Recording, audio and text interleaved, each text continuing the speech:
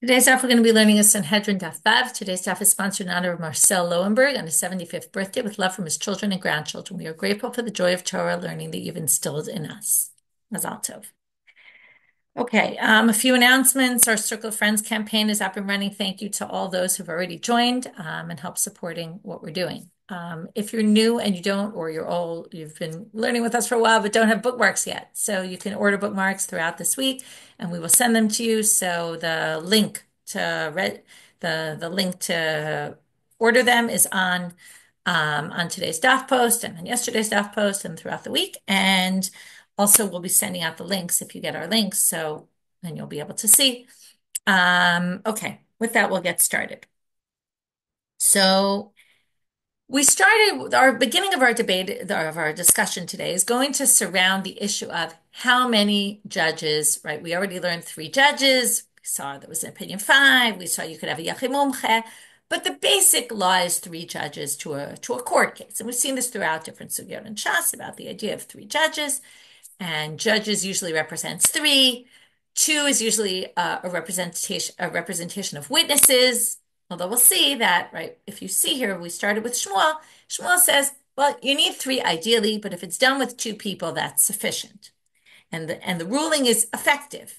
Okay, then we had started with questions on it. When Rav Nachman taught what Shmuel said, we started coming up with questions. Rava said, Rava started bringing one source. We resolved it. Now we're in the second question of Rava. So Eitive, we're going to start with about 5 lines from the bottom of Hamud Bet and review where we ended yesterday. Rabban Shimon ben Gamliel Omer, Hadim b'shlosha u'pshara b'shnayim. So Rabban Shimon ben Gamliel says, judgments are done with 3 people. Pshara, we're going to talk about compromise slash mediation, is done with 2. This is something we're going to come back to. Okay, remember he says 2 because then we're going to see 2 opinions. One says 3, one says 1, and then we're going to go back to Rashbag who says 2. But right now we're going to leave that issue aside. Right now they're just going to say that Rabban Shimon Gamliel says יפה כוח פשרה מכוח הדין, ששניים שדנו בעלי דינים יכולים לחזור בהם, ושניים ששו פשרה אין בעלי דינים יכולים לחזור בהם. So in what issue is the power of mediation stronger than judgment? Well, because if you do pshara in front of 2, then once the people agree, the litigants agree that we're going to do mediation, they can't change their minds really. If once the mediator decides this is what we're doing, it's done. Whereas if they go to court in front of 2 people, they can say, well, we're not keeping what the judge said. And that's exactly against what Shmuel said. So now the Gemara is going to say, well, why are you bringing, okay, let's talk about, there's a good case to talk about methodology here, which is, if you have an Amora is not allowed to disagree with a Tana unless he can say, oh, well, I agree with a different Tanaitic opinion, because the Amoraim could argue among each other, the Tanaim could argue among each other, but Tanaim were held in higher regard than Amoraim. And Amora can't make something up, have an opinion that was, maybe you could say something that didn't exist at the time of the Tanaim, but if there was an opinion in the time of the Tanaim that said the opposite of what you want to say, you can't say it unless, okay, there's different ways you could do it. You can either reinterpret what they said, or you can say, I hold by somebody else. So if we're quoting this in the name of Rashbag, we can possibly assume that the rabbis disagreed, and that would be an easy answer for Shmuel. To which the Gemara says, V'chi tema, if you want to say, and if you want to say is always, well, if you want to say, but it's not going to work. If you want to say, Plige Rabbanan alei Rabban Shimon ben Gamliel, maybe the rabbis disagree with Rashbag. And then, okay, so there's no problem. Because it's true that Rashbag says 2 people who rule their deen is invalid, but Tanakama would say it is, or the rabbis. V'hama Rabbi Abahu. Now, notice, Rashbag comes without a Tanakama, without a different opinion, but we can assume it was said in the name of one person. Perhaps the majority of people disagree. But, because otherwise we'd hear it in the name of the rabbis. But you can't say that. Why can't you say that? Because Rabbi Abahu said, now who's Rabbi Abahu? He's an Amora also. Hama Rabbi Abahu, shnaim shedanu l'divrei hakol, ein dinehem din. Rabbi Abahu says that if 2 people ruled in a case, everyone agrees. Who does he mean everyone? Rashbag and those who maybe you would think would disagree with him don't disagree. Rashbag and everybody agrees that ein dinehem din, that of course it's not valid. So you can't say that Shmuel is just going to say, oh, well, the rabbis disagree with Rashbag. To which the Gemara has a great answer, which is, what do you mean you can't say that? Of course you could say that. Because even though Shmuel can't disagree with Rashbag, right? The whole Rashbag is Rav Shimon Gamliel. The whole question is, did the rabbis disagree with Rashbag or not? Now, just because Rabbi Abahu says that they didn't disagree doesn't mean that Shmuel thinks they did disagree. Gavra agavra karamid, you're throwing two people against each other and as if they have to be the same thing. But no, two Amoraim don't have to say the same thing. And basically, you could say that the machloket between Rabbi Abahu and Shmuel is, and valid that they have a machloket because they're both Amoraim and they can argue with each other, that Shmuel holds that the rabbis disagree with Rashbag when he says this, and Rabbi Abahu thinks the rabbis don't disagree. So when we brought that up as a possible answer and immediately rejected it, we now go back and say, no, that really could be an answer. And don't bring up Rabbi Abahu as a difficulty because Rabbi Abahu is just an Amora and Shmuel has the right to disagree with another Amora.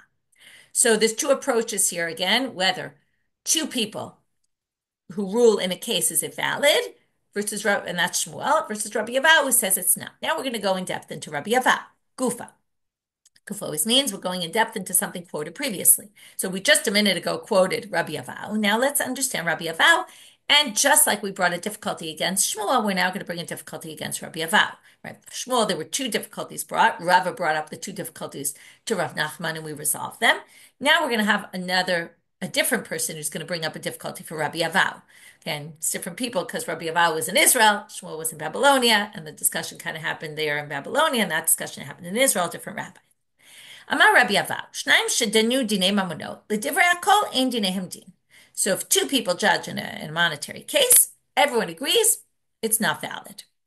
Eitive Rabbi Abba Rabbi Abahu. So Rabbi Abba brings a Mishna to Rabbi Abahu, and he says, there's a Mishna in Bechorot, which says, Dana Tadin, okay, notice this is an individual, okay, singular.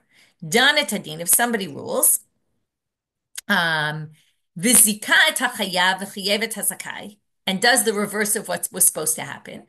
Okay, so we have a single judge ruling in a case. He said whoever was supposed to be liable is actually exempt, and whoever was exempt is supposed to be liable. Timeh tatahul v'tiheret tatameh, or made what was pure impure, or what was really impure, declared it pure. Masha asa asui. It's valid. They're ruling. In other words, what's done is done. We don't always mean it's valid. Well, it was wrong. But the ruling was done, and what's done is done. So, for example, if you had to pay somebody else for no reason, you already paid them, and there's nothing that can be done. The person who got paid keeps their money. Now, what about you? You had to pay out of pocket for something that this single judge made a mistake about. So they say, Mishalemi Beto. That single judge, though, needs to pay out of pocket. In other words, needs to replace the money that you now had to pay.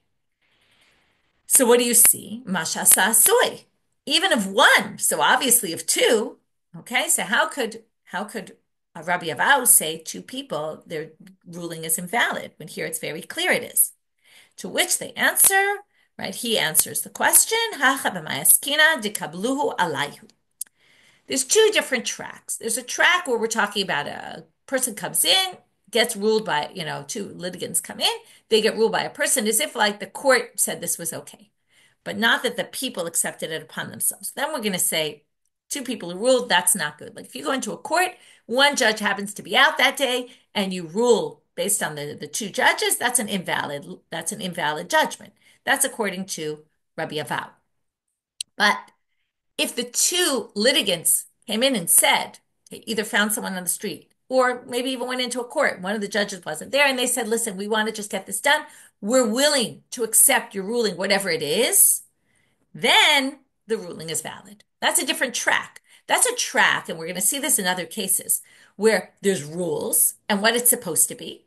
But if both sides accept it anyway, then we allow it. Okay, maybe we'll look at pshara in that way as well.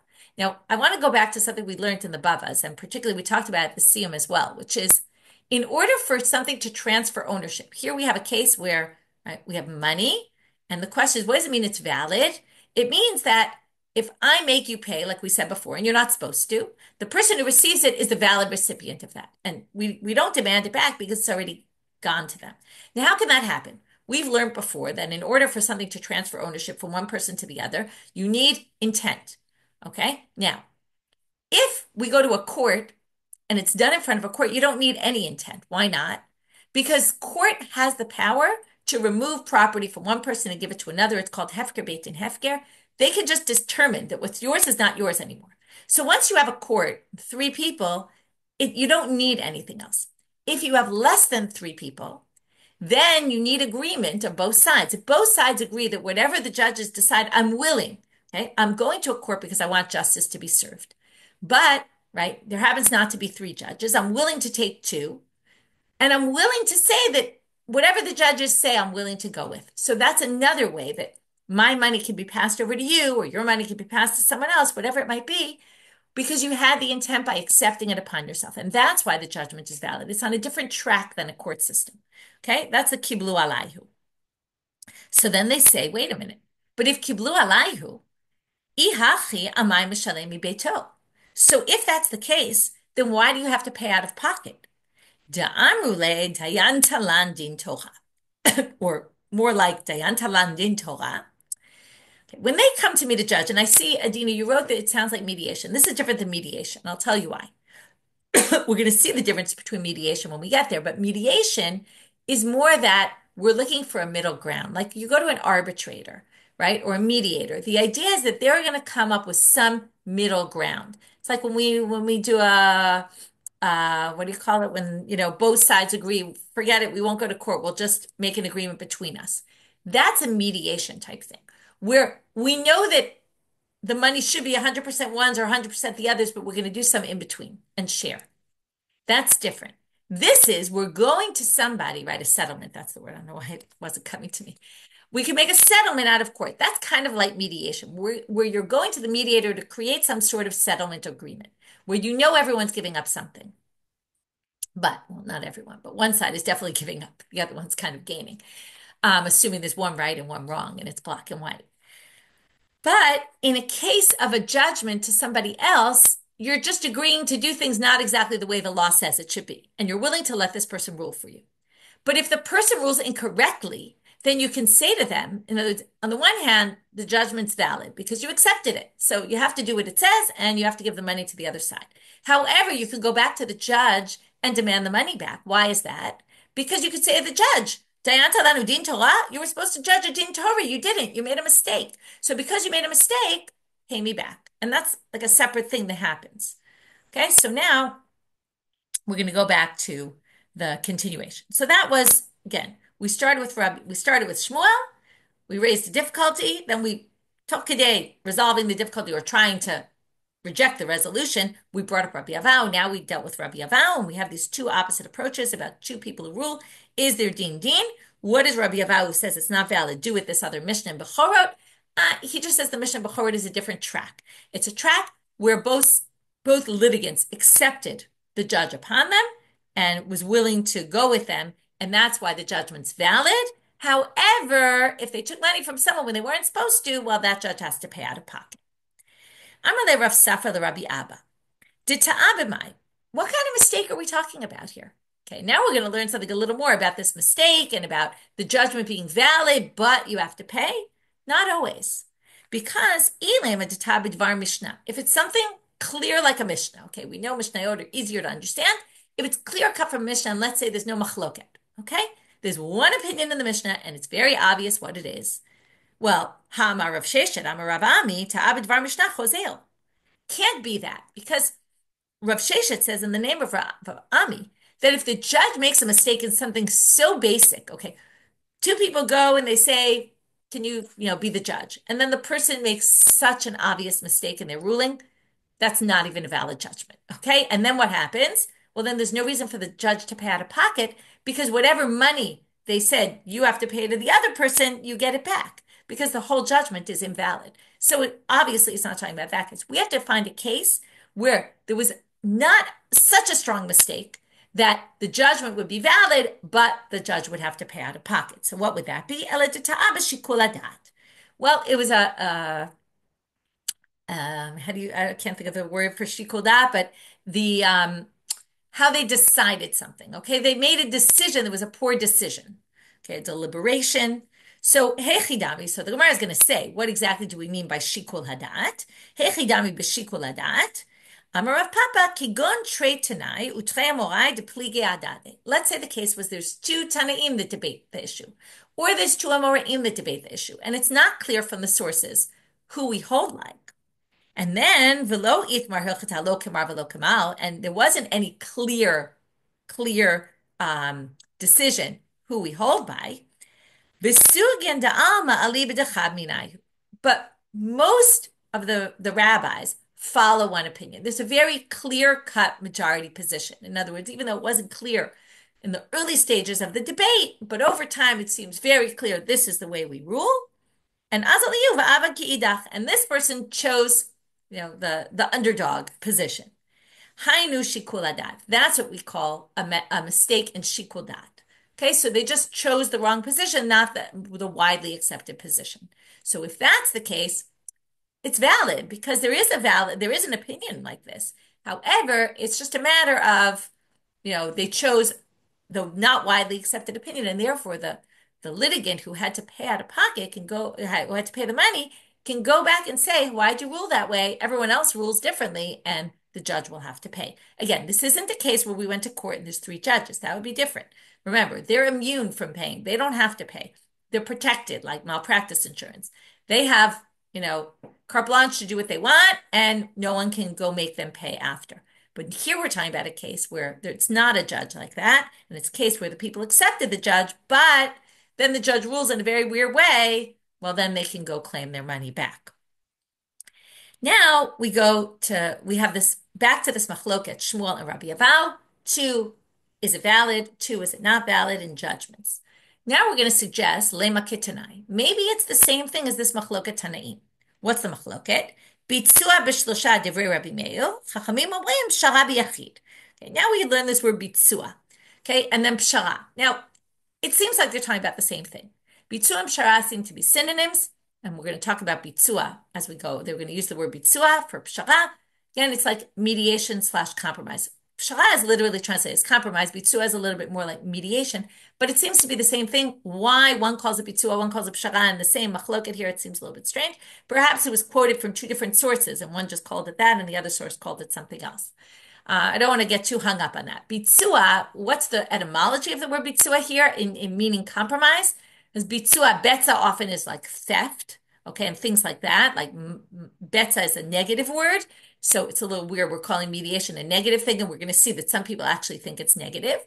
Some people think theoretically what you're doing is stealing from one person because what did I say before? Compromise means somebody's losing what they shouldn't be losing, right? Because if one person owes the money to somebody else and the other one doesn't, and then we end up doing 50-50, well, there's a little bit of theft going on here. That's possible. That's a negative connotation. Some people say, well, lifsoa al pat is like to break your bread.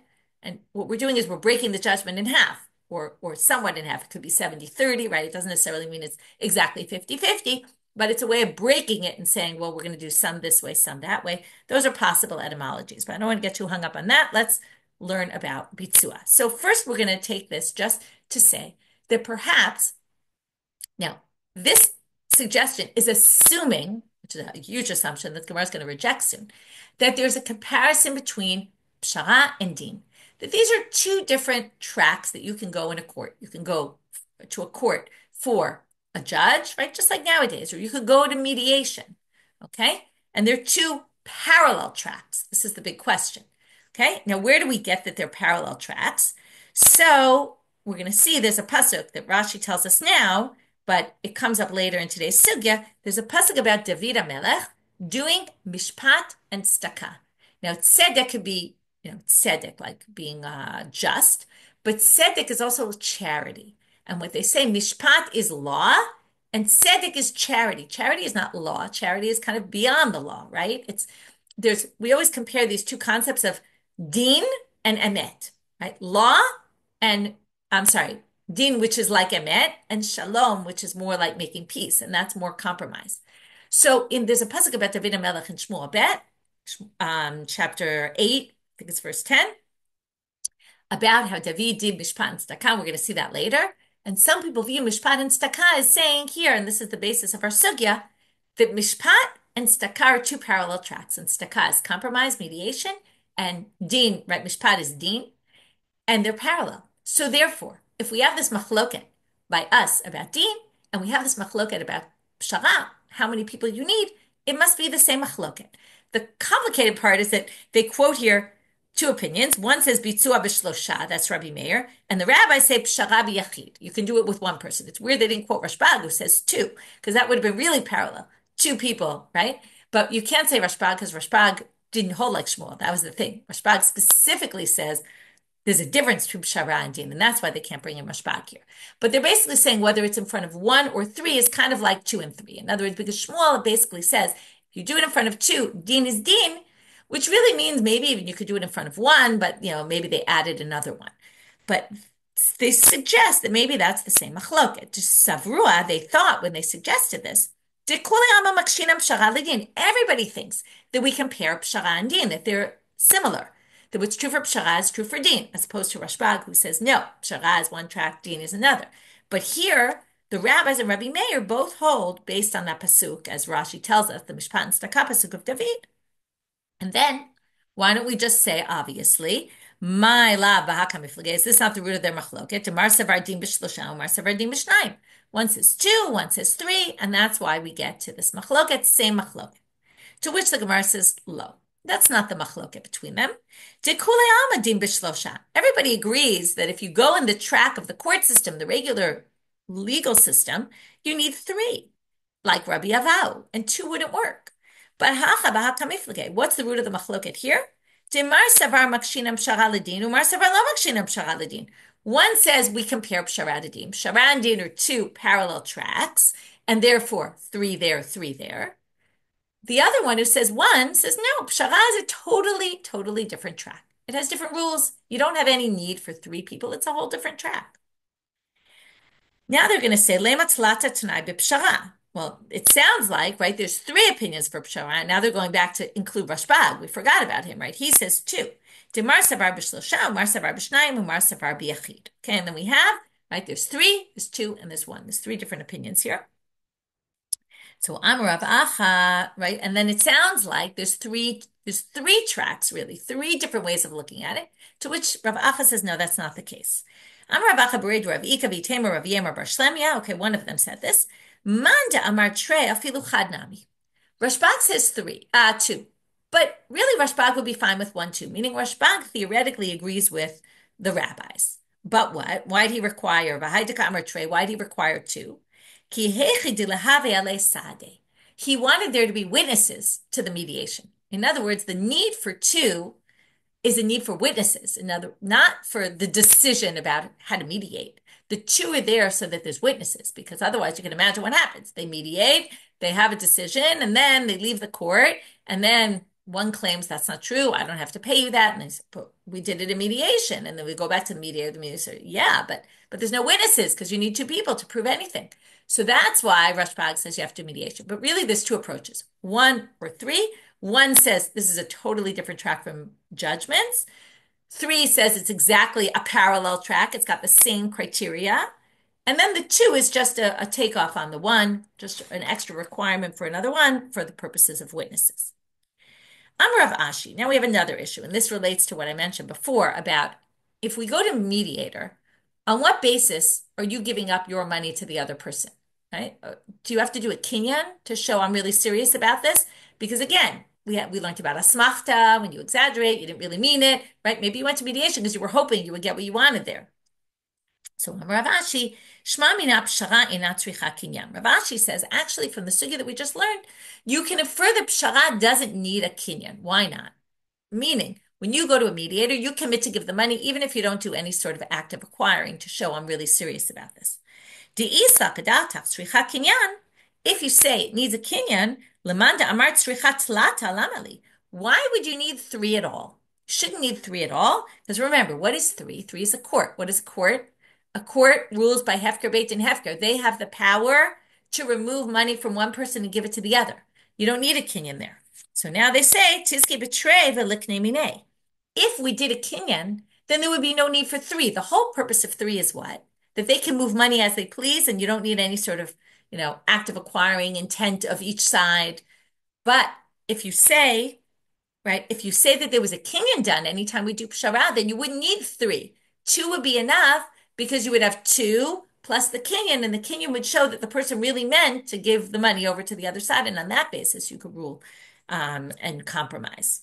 To which they say, but despite the fact that Rav Ashi says this, Hilchata pshara tzricha kinyan. When you go to pshara, you actually have to do a kinyan to show that you really mean that whatever the mediator says, you're actually willing to pass on. You already see both the issue of the witnesses and the issue of this kinyan shows that there was a concern that people weren't going to take this mediation seriously. And because of that, they put in safety measures like the Rashbag, who said make sure to have two people so that there's witnesses to what happened here. And kinyan, so that no one could claim later, I didn't really mean this. It was asmachta. I was just exaggerating. I just thought that this would go my way, and I never really intended to give the money. Because remember, again, we discussed it at the Siyum even, without intent, you can't pass one thing over onto another person. You need to have intent.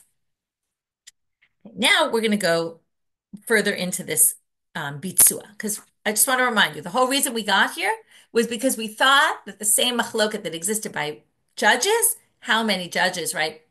Again, only in a less ideal. It's not like Shmuel says go to court with two people. Shmuel says if you did it in front of two people, it's valid. We thought maybe it's a parallel machloket by pshara, and then we learned no.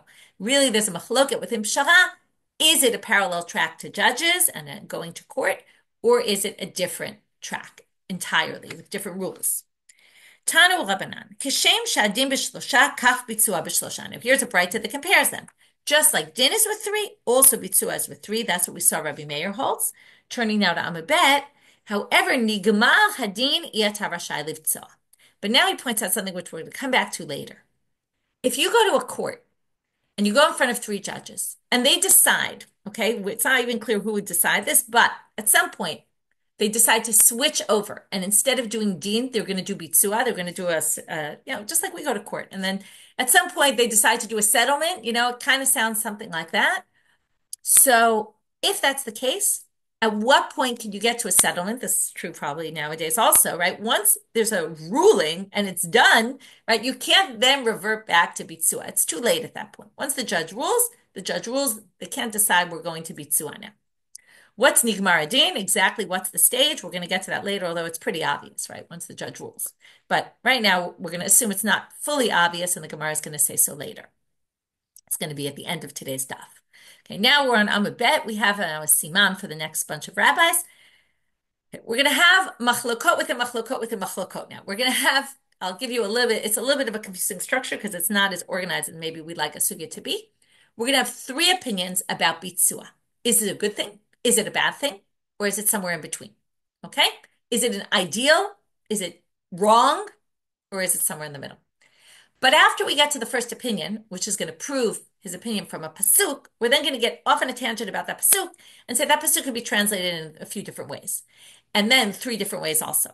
And then throughout some other discussions, we're going to get some other pasukim, and in the end, we're going to have three different pasukim that are referenced here. And we're going to have machlokot about how to understand each of those three pasukim. So we're going to have four different things here that are going to have multiple opinions, but the main central thing really is bitsua good, bad, or indifferent. Okay? And then, like I said, within that, we're going to deal with three different pasukim that get mentioned, and we're going to have multiple interpretations for each pasuk. Rabbi Eliezer ben Osher, Rabbi Yossi Aglili, Omer, Asur Livtzoa. Okay, so until now it sounded like bitsua was a good alternative, or at least an alternative, and we're talking about all the different possibilities. Comes Rabbi Eliezer, the son of Rabbi Yossi Aglili, Tanaitic, Atana, and he says it's forbidden. And if you do this, you're a mediator, you're a sinner. And if you praise someone who is a botzea, who does this compromise, mediation, you're mina'etz. It's like disgracing God's name. Valzen Emar, how do we know this? Because there's a pasuk in Tehillim. This is a pasuk, like I said, we're going to see multiple interpretations of, but Rabbi Eliezer, the son of Rabbi Yossi Aglili, clearly interprets this as the botzea beirach ni'etz Hashem. Botzea beirach, if you're mivarech the botzea, we're going to have different ways of reading this pasuk as well. Who's the subject? The subject, according to this reading, is someone who blesses a botzea, who, in the botzea being the mediator, is ni'etz Hashem. Is a desecration of God's name. Ella, why is it such a desecration? Because, okay, this is again the problem between din and shalom. Yikov hadin et hahal. We need justice, rulings, not compromise. Compromise is a bad thing. We want truth. Truth is the value here, right? So Yikov Adina Tahar means, right, the dean should go through the mountain, that should pave the way. Shenemar, how do we know this? Because it says in a pasuk, we're going to quote another pasuk here from Sefer Dvarim, and this is a pasuk that was talking to judges. It says, for example, don't favor people in judgment. It also says, Lo taguru mipnei ish, don't be scared of anyone when you're a judge. We're going to come back to that part of the verse in a few minutes. And it says, Ki hamishpat leLohimu, because the mishpat is to God. What is God if not, right? Mishpat, justice, truth. The Moshe haya omer, and this is what Moshe Rabbeinu would say, Yikov adina tahal. However, after saying how bad compromise is, they point out, though, Aval Aharon ohev shalom v'rodev shalom. But Aharon was a man of peace. He would chase peace, right? He would love peace. He would chase peace. Umesim shalom ben adam l'chavero. He would create situations where people would make peace with each other. Shenemar Torat emet hayta b'fiu v'avlan lo nimtza b'sfatav b'shalom u'b'mishur alach iti v'rabim heshiv me'avon. Okay, there's a pasuk from Malachi, and basically it's saying here, right, b'shalom, right? There was peace, and that was a good thing, and turn people away from sin by getting them to make peace with each other. Now, this is a little bit strange because the source is all talking about how it's a bad thing and you can't do it in judgment. So some commentaries explain that Aharon didn't do it in judgment. He did it before. And that's before people got to court. Once people get to court, you have to do judgment. You have to do deen. But if it's before and they're having an argument and you can make peace between them before they get to the point where they want to go to court, well, that's where Aharon comes in. That's one way to explain it. I'll put it out there. It's a bit of a difficulty because it doesn't sound like we want to say Aaron was a bad person and doing something he shouldn't have done. Okay, so here's approach number one. Approach number one, based on this pasuk, Botzea berach ni'etz Hashem, the Botzea is the person who does the mediation, is a terrible thing. And anyone who blesses a person like that is, doomed. It's a terrible person, is a sinner, because justice is what's important, truth, not peace and peaceful relations and compromise. That's one approach. Now we're going to see two different, like I said, we're going to get off a little bit on a tangent. We're going to see two different ways of reading this pasuk. And one of them you might be familiar with. We learned it a few times. And once in Bava Kama, Daf Tzadi Daled. Rabbi Eliezer Omer, הרי שגזל שיער של חיטים וטחנה ואפאה והפריש ממנה חלה. If you stole a se'ah of wheat, and then you ground it, made it into flour, baked it into bread, and then you want to do a mitzvah of hafrashat chala, ketzad mevarech, how can you make a bracha on hafrashat chala? Some people think, how can you make a bracha on eating the bread? Or how can you say birkat hamazon on this? This is what we call mitzvah haba ba'avera, right? It's a mitzvah that comes in, especially if you say it's hafrashat chala, that's a mitzvah. But you're doing a mitzvah on an object that you stole. So how can you do that? Ein ze mevarech ela min ha'etz, v'al ze ne'emar u'botzea berach ni'etz Hashem. Botzea, we always say livtzoa al pat, to break your bread. This person who's breaking on the bread, and that's why some people think it makes more sense to say it's actually when he makes the bracha on hamotzi, because that's called the bitziyah. If you're going to make a bracha, there's a botzea. Okay, here now the subject is not someone who blesses the botzea. The botzea is the subject. The person who breaks the bread, he's the one who is mivarech. If he makes a blessing, that is despicable in the eyes of God, because you stole and then you're making a blessing on it to God. God doesn't want your blessings, right? This is like lulav, a stolen lulav that you're using, or a stolen animal for a sacrifice, right? That's disgraceful. Rabbi Meir Omer, lo ne'amar. Now Rabbi Meir is going to go back and understand this pasuk in the third way, but the reading is going to be similar. Again, who's the subject? Whoever blesses the botzea is ni'etz Hashem, rather than the way we just explained, which is the botzea himself who wants to make a blessing is despicable. But here it's someone who blesses the botzea, but the botzea is not the compromiser mediator, somebody else. And it's going to connect with what we just read in the parsha this past Shabbat. Rabbi Meir Omer, lo ne'amar botzea ela keneged Yehuda. Yehuda is the botzea, and someone who blesses Yehuda is despicable. It's a little harsh to say. Shenemar vayomer Yehuda al achiv. What did Yehuda do wrong? What did he say to his brothers when Joseph was in the pit? Ma betza ki naharog et achinu. Okay, and he uses the word betza, and he says to them, why should we do something bad and kill our brother? And then he suggests, why don't we sell him? Now, what was so terrible about that? He saved Joseph's life, but He should have, once he realized the brothers were listening to him, he should have said, let's take him out and let's bring him home, right? Why sell him? Yehuda had the power at that point to really stop the whole thing, and he didn't. And therefore, if you bless Yehuda, now I don't think this means bless Yehuda in general, but if you say it was a good thing, right, which you could see people would say, look how great Yehuda was. He saved Yosef being killed. But not really. That's really Me'etz Hashem. V'kolam mevarechet Yehuda reza min ha'etz. If you bless Judah, Yehuda, you are min ha'etz. V'alzen emar u'botzei berach Me'etz Hashem.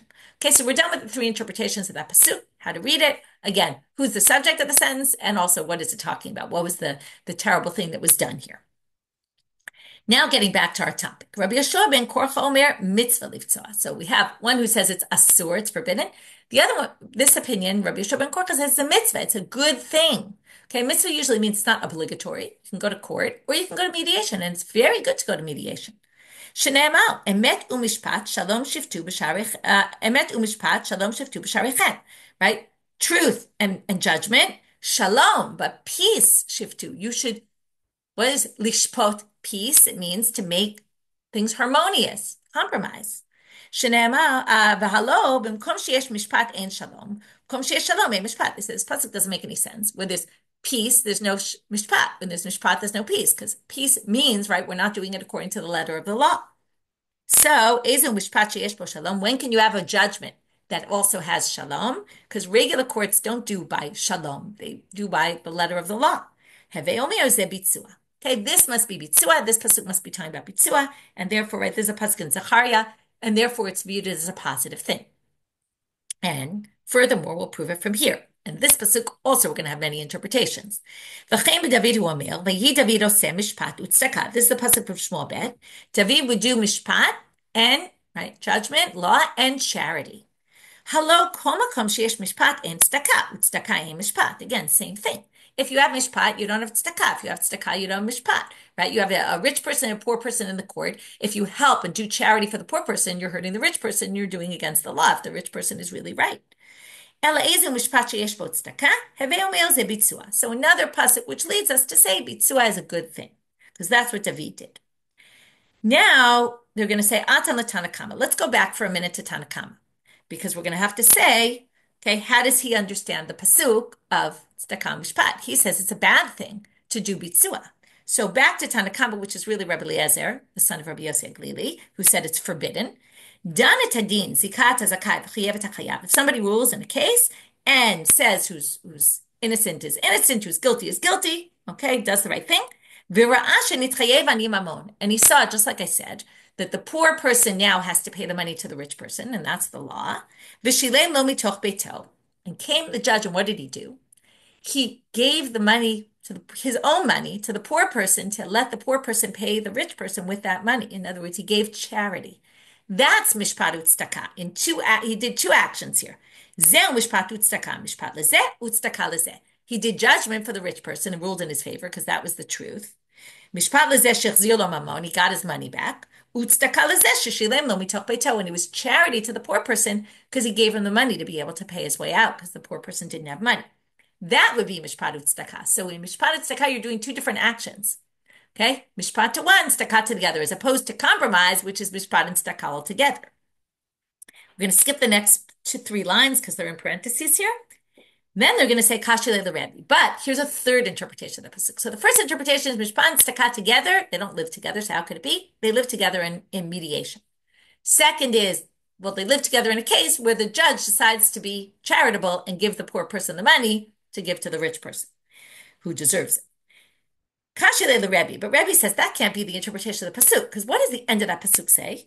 It says mishpat utz David, okay, vayihi David oseh mishpat utzedakah lechol amo, for his whole nation. So Rebbe says it's not for the whole nation according to your interpretation. He only did it for poor people, not for everybody, and so it should have said he did tzedakah la'aniyim. So that's not a good interpretation. Therefore, Rebbe gives a different one, or someone else does. I have Rebbe Omer in parentheses. Even if you don't go, in this case, the judge did 2 actions, you can still explain in one action, he did also mishpat for the rich, and also tzedakah for the poor. How so? There's an interesting interpretation. Mishpat lezeh u'tzedakah lezeh. Mishpat lezeh shechzir lo mamono. Okay, so that we know. It's mishpat, judgment, because the rich person got what he was deserving of. If the poor person stole, you're doing charity for them by taking away the stolen item from them because they have theft in their property. That's a bad thing. You're actually helping them. So in the one action, this is not two different actions. In the one action of ruling, you're actually doing something charitable to the poor person, even though you're not giving them any money and you're taking away things, but it's actually a good thing for them. Okay, back to our regular schedule program. So now we're trying to figure out Bitsua. We have Asul, Rabbi Eliezer.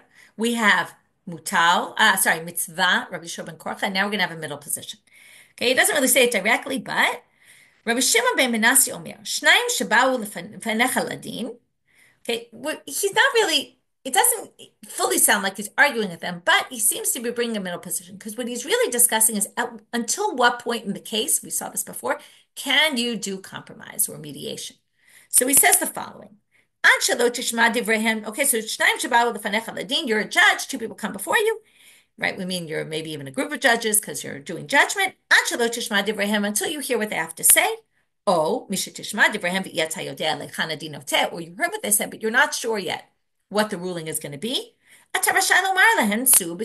You can say to them, now here comes the third approach, because it's saying it's a possible other track, but not that it's better or worse, right? It's just another possible track. And you can do it as long as you're still at this early stage. At what point can't you? Once you hear what they have to say, and you already know what your answer is, at that point, it's too late at that point to move to the mediation track.